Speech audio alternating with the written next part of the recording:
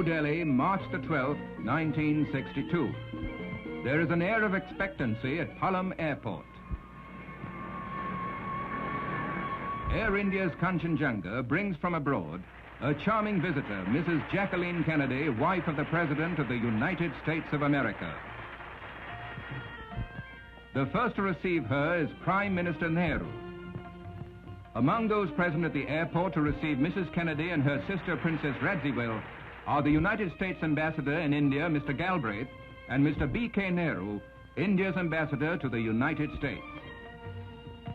Mrs. Kennedy is on a 9-day trip to India. She is cheered all along the drive to the city.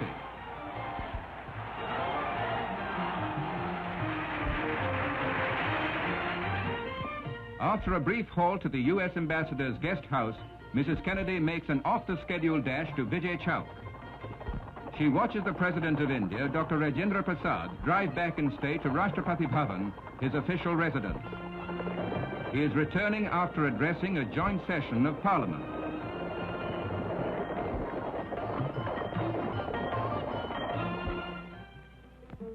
Mrs. Kennedy begins her engagements in the capital with a courtesy call on the President.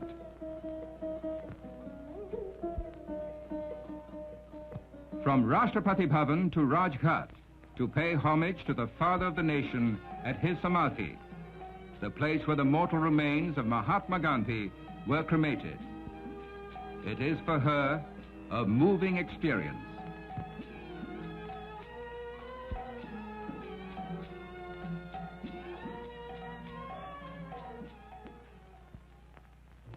Then on to the U.S. Chancery.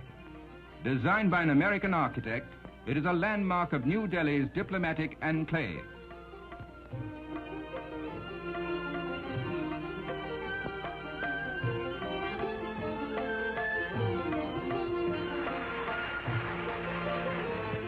Mrs. Kennedy meets American nationals in Delhi and the embassy staff. On the second day of her stay in Delhi, Mrs. Kennedy is the guest of honor at a luncheon given by the President. Later, she takes time off to visit the All India Institute of Medical Sciences. The institute is a center for postgraduate medical studies and research in the country.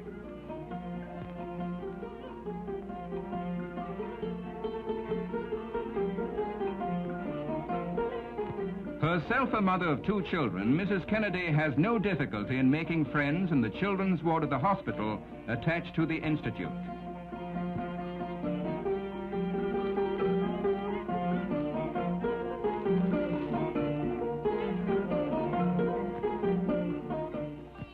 Mrs. Kennedy arrives at the Prime Minister's house to spend the next 2 days in Delhi. She is in India at the invitation of Mr. Nehru and his daughter. They were guests of the Kennedys in Washington last year.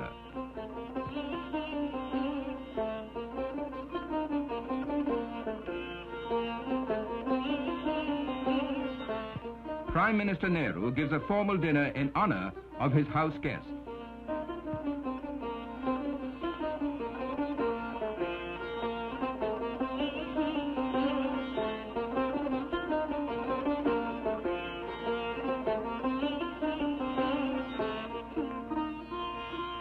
After dinner, there is a program of Indian dances, folk and classical.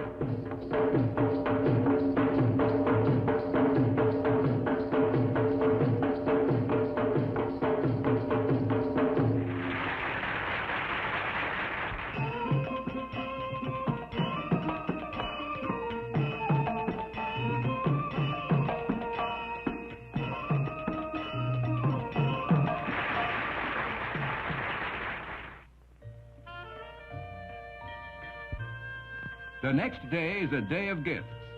On the lawns of the Prime Minister's house, Mrs. Kennedy presents a children's carnival to Mrs. Indira Gandhi. It is a gift to India's children from the International Council of the Museum of Modern Art and Asia Society. The carnival is a play and art center for children between the ages of 4 and 12. There are some gifts for Mrs. Kennedy, too, and her children. Paintings and cute Indian dolls. The American visitor makes a new friend, Urvashi, the baby elephant brought specially for her from the Delhi Zoo.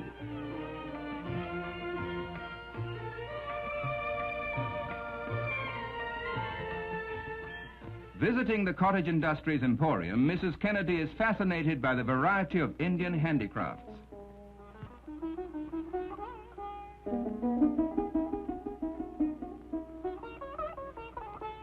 The handloom fabrics specially catch her feminine fancy.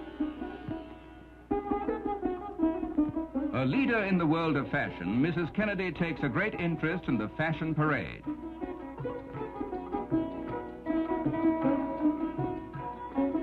Indian handloom fabrics are certainly versatile. And modern fashions aren't so modern after all. They bear a close affinity to traditional costumes.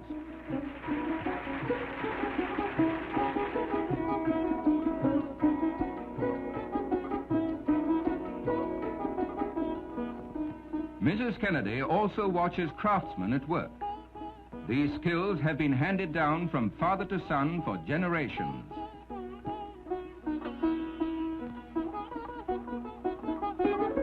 Then follows a brief visit to an art gallery. Herself a devotee of the arts, Mrs. Kennedy sees the work of some leading contemporary Indian artists and sculptors.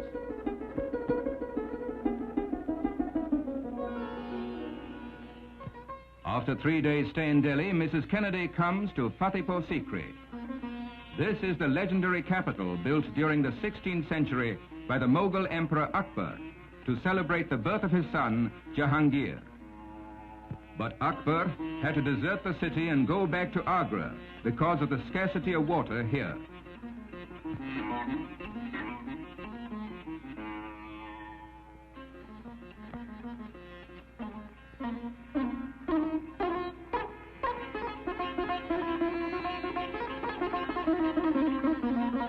In the center of the huge courtyard is the marble mausoleum of Salim Chishti, the saint who had prophesied the birth of a son to Akbar. From the steps of the magnificent Buland Darwaza, or the High Gateway, Mrs. Kennedy watches divers jump 80 feet into a deep well. Thrilled by the spectacle, she insists on complimenting them personally. From the deserted city to the world-famous Taj Mahal. Tribute to an immortal love, the marble mausoleum was built in the 17th century by Emperor Shah Jahan for his queen Mumtaz Mahal.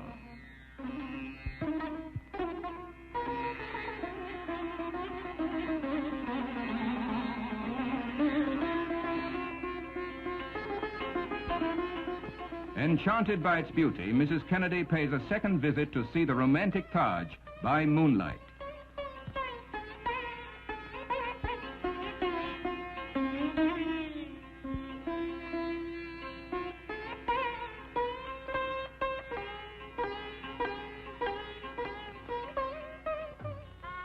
A last-minute change in her schedule enables Mrs. Kennedy to visit the ancient city of Varanasi or Benares.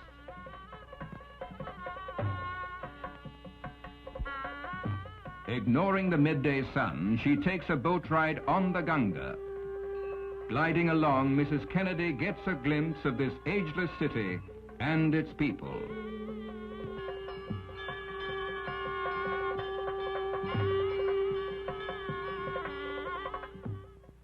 Her next halt is Udaipur, the city of lakes in Rajasthan. This 16th century city is known as the Venice of the East. Mrs. Kennedy visits one of the 2 island palaces on the Pichola Lake called Jag Mandir.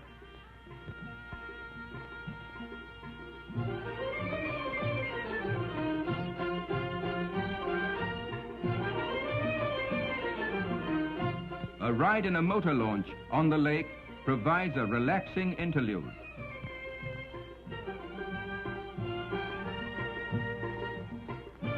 Then on to Jaipur. At the palace of the Maharaja of Jaipur, Mrs. Kennedy receives a traditional Indian welcome.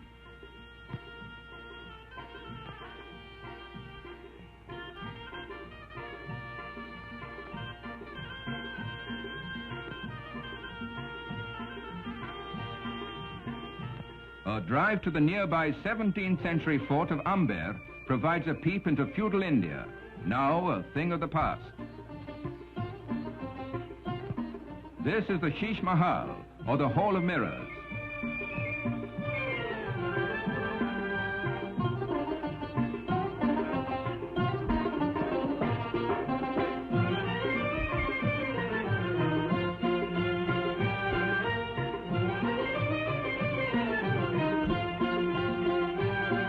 An elephant ride climaxes the visit to Amber.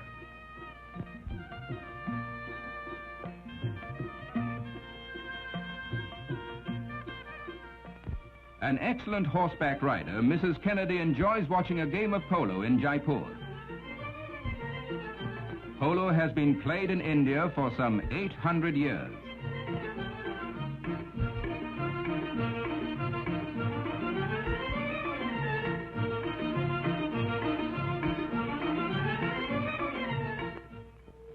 Back in New Delhi, the U.S. Embassy goes Indian for Ambassador Galbraith's dinner in honor of Mrs. Kennedy.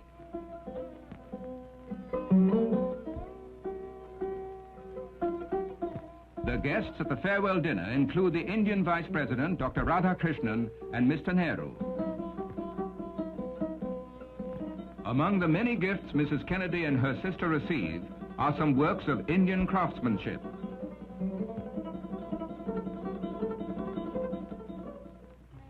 March 21st. Just before leaving New Delhi, Mrs. Kennedy takes a few minutes off to play Holi with Mr. Nehru and his colleagues. Holi is a festival of color, an occasion when animosities are forgotten and friendships renewed. The 9-day visit ends on a note of friendly informality.